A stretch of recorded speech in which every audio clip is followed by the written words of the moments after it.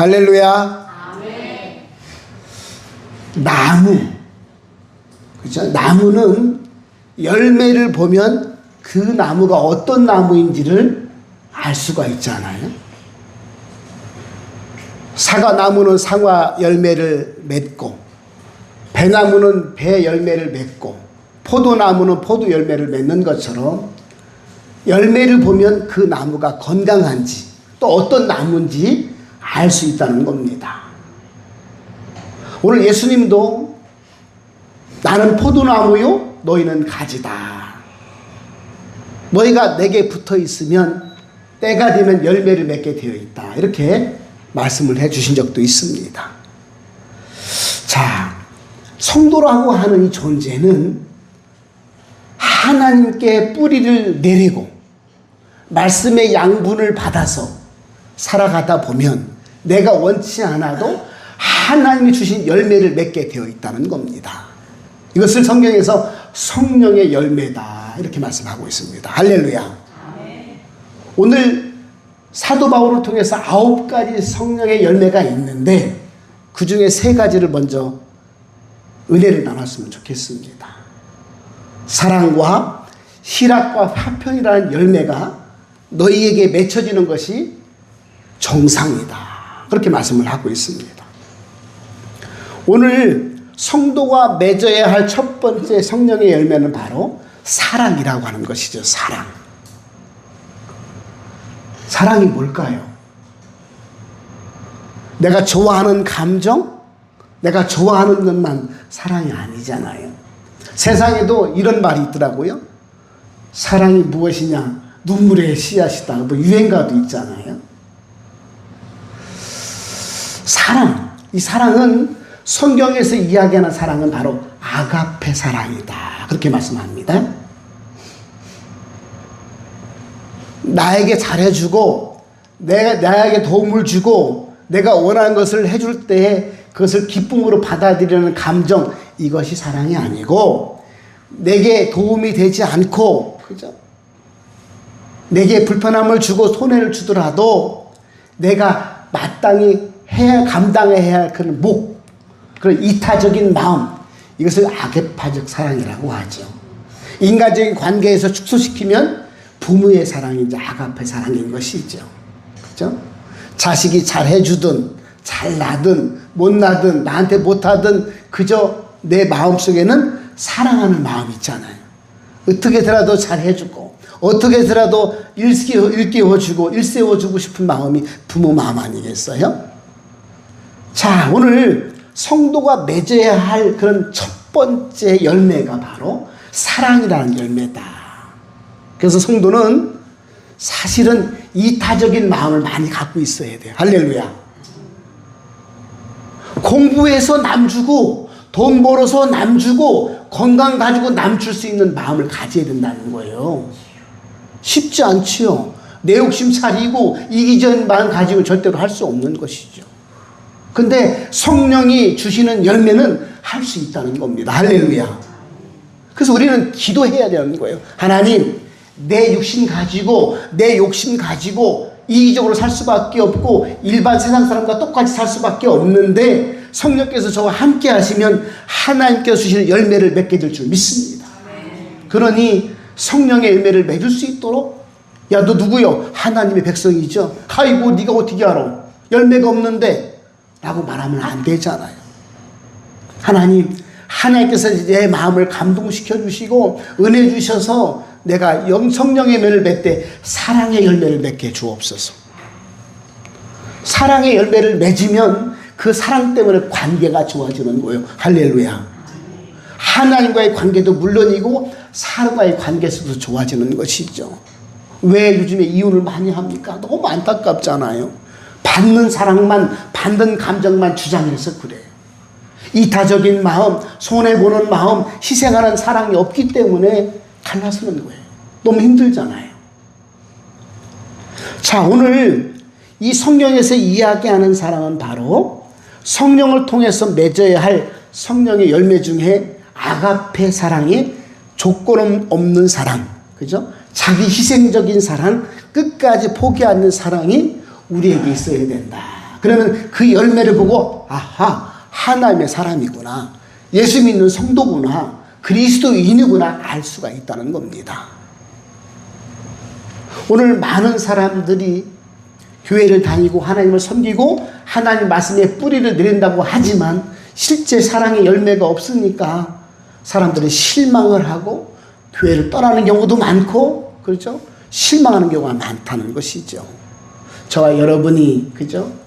내게 뭔가를 해줘서 고마운 것이 아니라 해주거나 말거나 내가 해야 할 도리는 바로 사랑이다, 그렇게 말씀을 하고 있습니다. 요한일서 4장 8절에 하나님은 사랑이시니라 이렇게 말씀합니다. 그러니 하나님 자체가 사랑인데 하나님을 섬기는 그리스도인이 그 마음의 뿌리를 거기다 내렸는데 사랑의 양분이 올 수밖에 없는 것이죠. 그죠? 로마서 5장 8절에 보니까 우리가 아직 죄인 되었을 때, 그죠? 그리스도께서 우리를 위하여 십자가에 죽으심으로 하나님께서 우리에 대한 사랑을 확인시켜 주셨다. 할렐루야. 이렇게 말씀하고 있습니다. 이미 하나님의 사랑이 어디냐고 묻지 마세요. 우리를 구원해 주셨다는 거예요. 어떻게 희생하셔서 생명 바쳐서 우리를 구원해 주셨다는 것이죠. 이것만큼 큰 사랑 어디 있겠어요? 내 생명을 바치는 사랑이 얼마나 큰 사랑이에요. 그러니 하나님 자체가 사랑이신데 그 하나님께 뿌리를 내린 성도는 마땅히 사랑의 열매를 맺어야 정상적이다, 그렇게 말씀하고 있습니다. 그러므로 저와 여러분이 사랑의 마음을, 이타적인 마음을 품고 살아가는 성령의 사람이 되었으면 좋겠습니다. 이게 너무 중요한 거예요. 자꾸 이기적인 마음 들을 때, 욕심이 들어올 때 자꾸 내 스스로 물리쳐야 되는 거예요. 아, 나 이러면 안 되지. 나 그리스도인이잖아. 나 하나님 사람이잖아. 하나님께 복을 달라고 맨날 기도를 많이 하면서 내가 이렇게 살면 안 되지. 라고 스스로 자신을 점검해보고 이런 욕심을 물리치고 사랑을 실천할 수 있기를 주님으로 축복합니다. 요한복음 13장에 가보면 예수님께서 십자가를 지시기 전에 최후의 만찬을 벌입니다. 제자들과 함께 이것은 내 몸이다 빵을 주시면서 또 포도주 주시면서 이건 내 피다 먹고 마셔라 막 이렇게 할 적에 발을 씻어주시거든요. 그러니까 제자들이 아이고 스승님 발을 왜 씻어주십니까? 이러면 안 됩니다 라고 할 때 예수님께서 말씀하셨어요. 이 중에서 나를 팔 자도 있고 이 중에서 나를 부인할 자도 있다, 그렇게 말씀하셨어요. 회개할 기회를 주고 돌이킬 기회를 준 것이죠. 그 중에 가룟 유다가 예수님을 팔았잖아요. 근데도 예수님은 다 알고 계셨지만 끝까지 제자들의 발을 씻어주시면서 사랑하셨다는 겁니다. 오늘 창세기 50장에 가보면 야곱의 11번째 아들이 요셉이 나와요. 12명 중에 이제 요셉까지 낳았을 때 11명의 아들 아니겠어요? 그런데 이 요셉이 크면서 야곱에게 사랑을 많이 받아요. 자기가 가장 사랑했던 라헬에게서 그 라헬이라고 부인해서 아들을 낳았기 때문에 야곱이 채색 옷을 입혀서 특별히 더 사랑을 해요. 그러니까 형제들이 미워하고 시기하는 거 아니겠어요? 그래서 아버지 몰래 그 동생을 애굽의 노예로 미디안 상인에게 팔아 넘기죠. 그래서 요셉이 애굽에 가서 가던 고생, 온갖 고생을 다 하고 거기서 하나님과 함께 하심으로 그 나라의 총리가 되었습니다. 그럴 때 가나안 땅에 살고 있던 야곱과 그 형들이 기근이 찾아오니까 곡식을 사러 애굽으로 내려간 거예요. 그때 총리가 된 요셉을 만나지요. 요셉은 그 형들을 다 알아보는 거예요. 그럴 때 잘 만났다. 나를 이렇게 죽음의 구렁텅이에 노예로 팔아본 형을 잘 만났다. 내가 복수하마 하고 복수해야 할 텐데 요셉은 그렇지 않았다는 거예요. 오늘 20절, 21절 창세기 50장까지 보니까 이런 말씀이 있어요.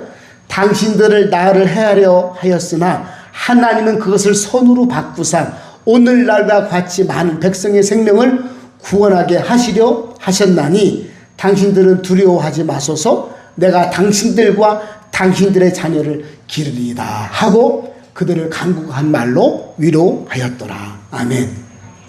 용서하고 품어주고 원수도 사랑으로 바뀌어주는 마음이 이게 바로 성령의 열매 사랑이라고 하는 것이죠.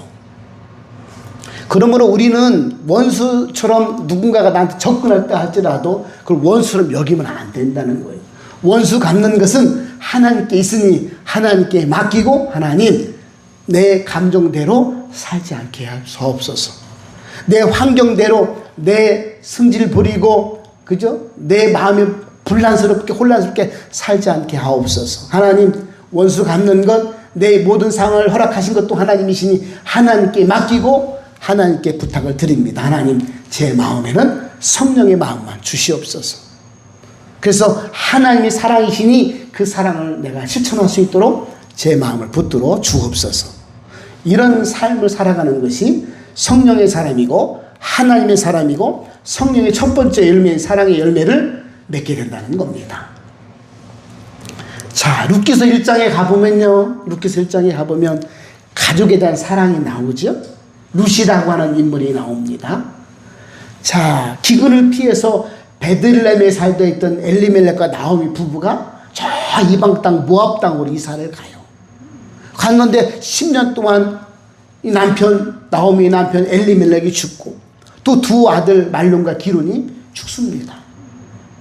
근데 그 사이에 며느리 둘을 얻었는데 이거 큰일 난 거예요. 야, 내가 이렇게 살다가 하나님을 떠나고 이방 땅에 와서 이렇게 고생하다가 다 죽었구나. 인생이 너무나 곤고하구나. 내가 고향 땅에 가서 다시 하나님을 찾으리라. 그렇게 마음 먹고 돌아가는 참에 나오미가 이야기하잖아요. 시어머니가 두 며느리야. 너희들 각자 집으로 돌아가거라. 너의 신께로 돌아가고 너의 아버지 집으로 돌아가고 너의 고향 땅에 가 살거라. 그랬더니 오르바 며느리는 아이고 어떻게 어머니 알겠습니다 하고 갔지만 이 룻 며느리는 안 간다고 하잖아요. 16절 룻기서 1장 16절 17절에 보니까 이렇게 말해요. 룻이 이르되 내 어머니를 따르지 말고 돌아가라. 강권하지 마옵소서. 어머니께서 가지는 곳에 나도 가고 어머니께서 머무르시는 곳에 나도 머물겠나이다. 어머니의 백성이 나의 백성이 되고 어머니의 하나님이 나의 하나님 되시려니 어머니께서 죽으시는 그곳에 나도 죽어 거기에 묻힐 것입니다. 그렇게 고백을 해요. 아무것도 없는 늙은 시어머니, 그지가 된 늙은 시어머니를 따라서 이방 땅에 와서 살겠다는 겁니다. 이 당시 이방 땅에 온다고 하는 것은 큰 생명의 결단이 없으면 불가능한 일이었습니다. 그죠? 알아주는 사람이 없었어요. 그냥 이삭을 주워 먹고 살아가야 할 운명이었거든요. 그런데 내가 어머님을 안 모시면 안 된다. 누가 모시겠느냐 하고 그 사랑을 선택했다는 겁니다. 이 룻이 나중에 어떻게 됐어요? 다윗 가문의 조상이 되었고 예수님께서 오시는 이 가문의 통로가 되었다는 거예요.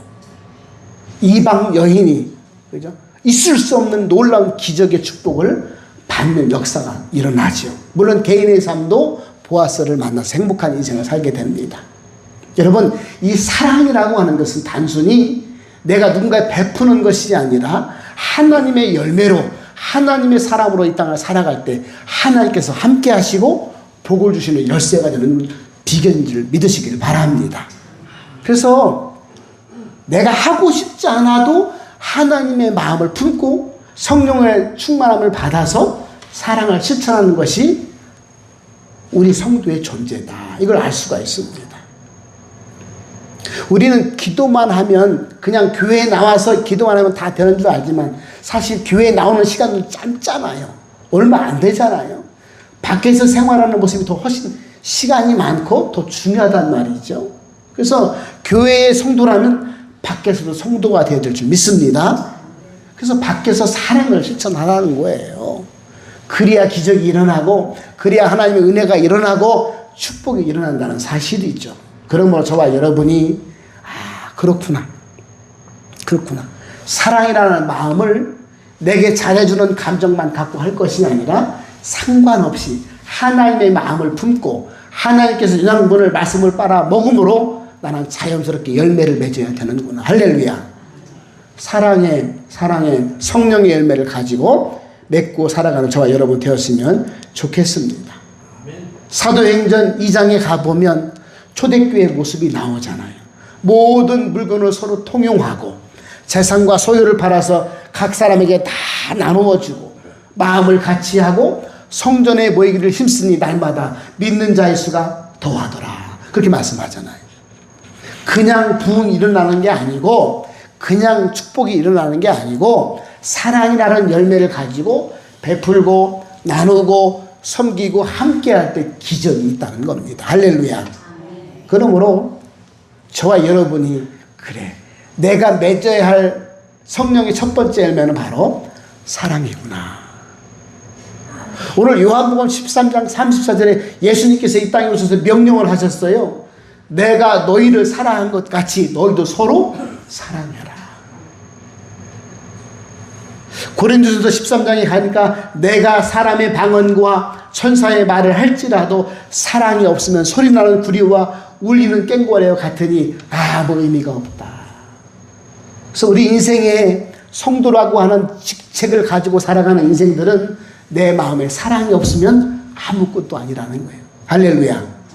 그러니 그래 다시 한번 내게 잘해주는 사람만 내가 골라서 잘해줄 것이 아니라 그와 상관없이 예수님의 마음 하나님의 마음을 품고 사랑을 실천하는 삶을 살아야 되겠다. 그렇게 실천할 때 하나님의 놀라운 은혜와 역사를 이루어 주신다는 사실이 있죠. 그러면 에베소서 5장에 가보면 서로 사랑하자라고 하잖아요. 남편은 그리스도께서 교회를 사랑하는 것 같이 사랑하고 아내는 그죠? 성도가 하나님께 복종하는 것처럼 복종하고 그렇게 해서 서로 사랑할 때 아름답고 행복한 가정이 이루어지는 것이지 비판하고 정죄하고 그죠? 나는 이만큼 했는데 당신은 왜 이만큼 안 해주는 거야? 라고 따져봐야 행복할 수 없다는 겁니다. 그럼 따라할까요? 따지지 말자. 따지지 마세요. 부부끼리 따지지 말고 성도끼리 따지지 말고 아이고 나는 이렇게 해줬는데 저 사람은 아무것도 안 해줘. 마음도 없는 것 같아. 내가 지한테 어떻게 했는데 따지지 마세요. 내가 해야 할 도리가 바로 성도의 도리이기 때문에 그저 베풀고 그저 나눠주고 그저 내가 해야 할 도리만 다 하면 사랑이 나중에 다 녹아지는 것이지요. 그러므로 그렇구나. 선한 사마리아인처럼 나한테 올 게 없을지라도 지나가다 강도 만나 쓰러지는 강도를 도와줬던 사마리아 여인을 생각하면서 그래 나는 힘들고 어렵고 도움이 필요한 자에게 기꺼이 도와주는 자가 되리라. 이런 성도의 마음이 저와 여러분의 마음이 될 수 있기를 주님으로 축복합니다. 그러니까 교회가 성도가 가져야 할 첫 번째 성령의 열매가 바로 사랑이다. 그렇게 이야기하고 있습니다. 그죠? 자, 사랑은 실천하는 것이죠. 그냥 그래 맞아 그렇게 사랑하면 좋겠지 라고 알고 있는 것이 아니라 실천하는 게 사랑이죠. 자, 두 번째 성령의 열매는 바로 보니까 희락이다. 희락은 기쁨이거든요. 그 모든 사람들은 기쁨의 삶을 살기를 원하지만 그렇지 않은 것이 현실입니다. 자, 그런데 세상 사람들은 이 기쁨을 위해서 많은 것들을 추구하고 있죠. 돈을 추구하고 명예를 추구하고 성공을 추구하고 쾌락을 추구하고 여행을 추구하고 또한 오락 같은 게임들을 추구합니다. 왜? 기뻐하기 위해서. 내가 기쁘게 살기 위해서. 그러나 그죠? 이것이 진정한 기쁨이 아니라는 것은 다 알고 계시잖아요. 그때뿐이라는 것을 일시적이라는 것을 다 알고 계시잖아요. 오늘 전도서 2장에 갔더니 솔로몬 왕이 세계의 모든 지혜자보다 더 똑똑했고 모든 부귀영화를 다 가지고 있었고 처첩을 1000명이나 거느려 봤고 인생을 이 땅의 샘플처럼 가장 높은 자리 가장 많은 부귀영화를 누렸던 솔로몬 왕이 고백하잖아요. 죽을 막에 아이고 내가 인생을 살아보니 모든 것이 헛되고 헛되니 헛되고 헛되도다. 하나님을 경외하고 하나님에 가까움이 축복 중에 축복이었다. 할렐루야. 이거를 고백했어요. 연예인 서장훈 씨 아시죠? 서장훈 잘 나가잖아요. 1조가 재산이 있니 2조가 재산이 있니 그러잖아요. 그분이 인터뷰에서 이렇게 말씀했어요. 내가 돈을 좀 가져봤는데 돈 갖고 절대로 행복할 수 없습니다. 나는 지금까지 진짜 행복한 것을 받아보지 못했습니다. 행복한 삶을 살지 못했습니다. 내 후배들을 보니까 가난하고 그저 연습생이고 잘 나가지 못하는 농구 선수들도 그냥 박봉의 월급을 받아가지고 빨리 승리하고 싶어서 막 전전긍긍하면서도 일찍 결혼해서 아이를 낳고 행복하게 살아가는 모습 보면서 엄청 부러웠다는 거예요. 나보다 더 이들이 행복하구나. 나는 많은 돈을 가졌지만 결코 행복하지 않구나. 이거를 직접 방송에 나와서 고백한 적이 있습니다. 여러분, 하나님께서 주시는 기쁨은 세상의 그 어떤 기쁨보다 내 마음에 감동을 주는 기쁨을 주신다고 말씀을 하고 있습니다. 걱정거리가 있고 근심거리가 있고 힘든 문제가 있지만 그 문제를 뛰어넘는 기쁨이 성령을 통해 주신다는 사실이죠. 할렐루야. 그래서요, 기도를 열심히 정말 믿음의 기도를 하나님께 하다 보면요, 분명히 걱정거리가 사라진 게 아닌데 근심이 안 되는 거예요. 아, 하나님이 또 일하시겠구나. 하나님이 또 이걸 기쁨을 주시겠구나. 할렐루야. 이걸 느낀다니까요.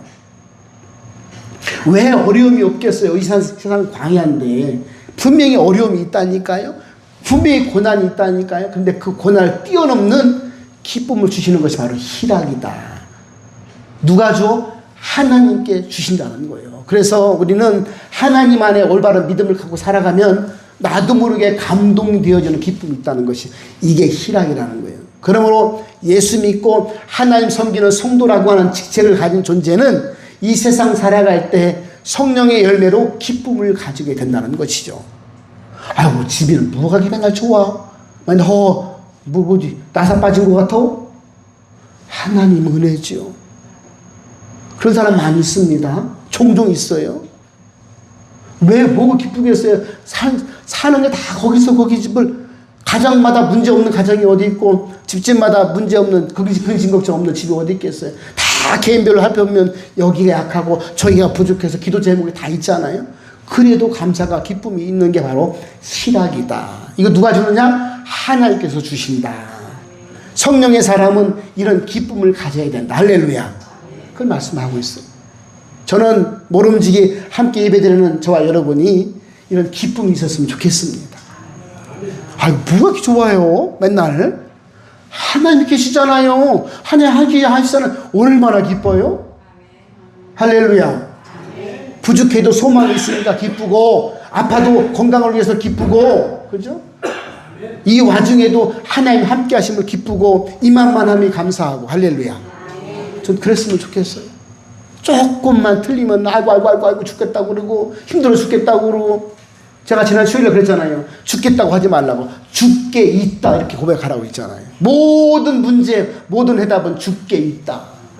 죽겠다고 하지 말라고 했잖아요. 그러니 희락을, 기쁨을, 감동을 가지는 성령의 사람이 되었으면 좋겠습니다. 이게 두 번째 열매라고 하는 사실이죠.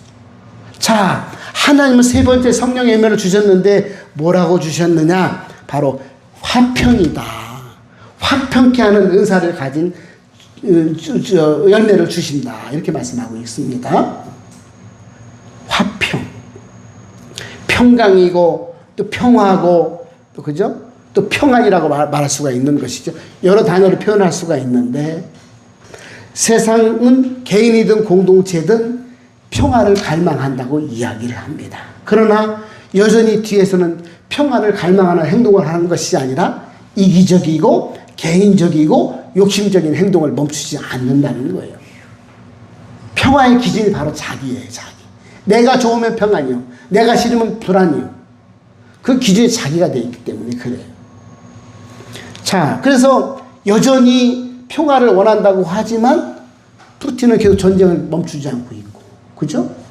저 이스라엘도 지금 하마스 전쟁이 멈추지 않고 있고, 우리도 마찬가지 개인적도 평화를 원한다, 화평을 원한다, 우리 사이좋게 지내자 하면서도 자기 개인의 유익에 따라서 시기와 질투와 다툼을 계속해서 반복하는 것이 인간 아니겠습니까?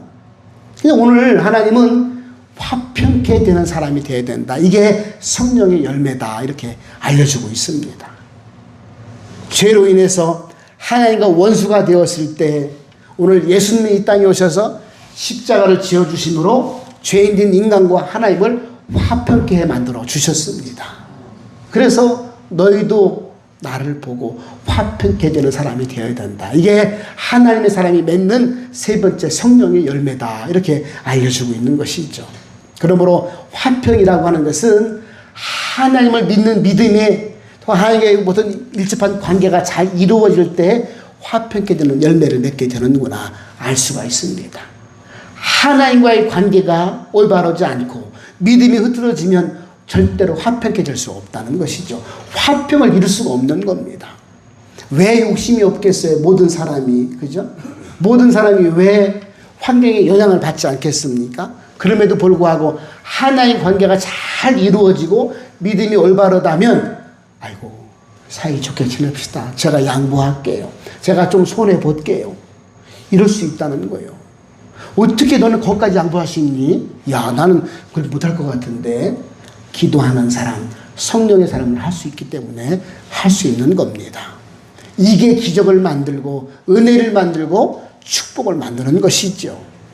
오늘 요한복음 14장 27절에 보니까 평안을 너에게 끼치노니 곧 나의 평안을 너에게 주노라. 내가 주는 것은 세상이 주는 것과 같지 아니하니라. 아멘. 그래서 화평이라는 단어를 보니까 헬라어로 에이데네라는 단어거든요. 에이데네. 삶에 아무런 문제가 없어서 평강한 것이 아니라 문제가 일어나도 그 문제를 극복하고 이겨내는 평안이 바로 에이데네라고 하는 헬라어로 썼더라고요. 그래서 우리 삶은 가정이든 개인이든 다 들쑥날쑥하지만 문제가 일어날 수밖에 없지만 그 문제를 이겨내고 극복하는 화평이 있다는 거예요. 그러나 그것이 그냥 이루어지는 것이 아니라 내가 양보하고 내가 좀 손해보고 하나님 내 육신적인 모습 가지고는 용서가 안 됩니다. 내 육신적인 마음 가지고는 내가 양보할 수 없습니다. 그런데 하나님이 하라고 하시니 제가 하겠습니다. 할렐루야. 이런 열매를 맺을 때 이야 그렇구나. 여러분 세상도요 우리를 이용해 먹어야 한계가 있는 거예요. 까짓 거 우린 다 알고도 속잖아요. 그래 이용해 먹어라. 내가 이 정도까지는 하나님 사람을 양보할 수 있다. 내 생명이 왔다 갔다 하는 것이 아니고 재정이 팍팍 막 퍼가는 것도 아닌데 내가 자존심 하나까지 내려놓으면 이 정도는 할 수 있지. 자존심 내려놓고 조금 물질적으로 조금 양보하고 그죠? 줄다리기에서 조금 양보할 때 이런 놀라운 평강이 주어지는 것이죠. 창세기 13장에 가보면 아브라함과 롯이 막 싸우잖아요. 그 졸개들이 그 노예들이 종들이 막 싸워. 지역은 좁고 양은 쳐야 되니까 그러니까 아브라함 큰아버지가 조카 롯을 불러서 얘야 우리는 혈육 지친이니 서로 종들이 싸우게 하지 말자. 그러니 네가 골라서 방향을 정해서 가면 네가 좌우면 나 우하고 네가 북하면 난 남으로 갈 테니까 네가 골라가라. 그래서 양보하잖아요. 당연히 큰아버지고 그죠? 조카를 길렀으니 내 마음대로 정해서 나 갈 테니 너 골로 가라. 알았지? 그러면 되는데 양보하잖아요. 그러니까 조카는 롯은 좋은 곳으로 골라가고 아브라함은 광야로 가는데 하나님이 양보한 화평케 하는 사람을 편 들어주셨다는 겁니다. 그래서 아브라함이 더 부강하게 아브라함이 더 부자가 되는 역사가 일어나게 만들어 주셨지요. 여러분 하나님의 사람 그죠? 축복의 비결은 바로 실천하는 삶 가운데 일어나는 법입니다. 말씀도 꺼내왔고 아멘 말씀도 꺼내왔고 아멘 하고 집에 가서 또 똑같은 생활을 한다면 우리는 결코 변함없는 열매 없는 삶이 될 수밖에 없는 것이죠. 저와 여러분은 성령의 열매 사랑과 희락과 화평의 열매를 주렁주렁 맺어서 하나님 보실 때 야, 넌 내 자식이 맞구나.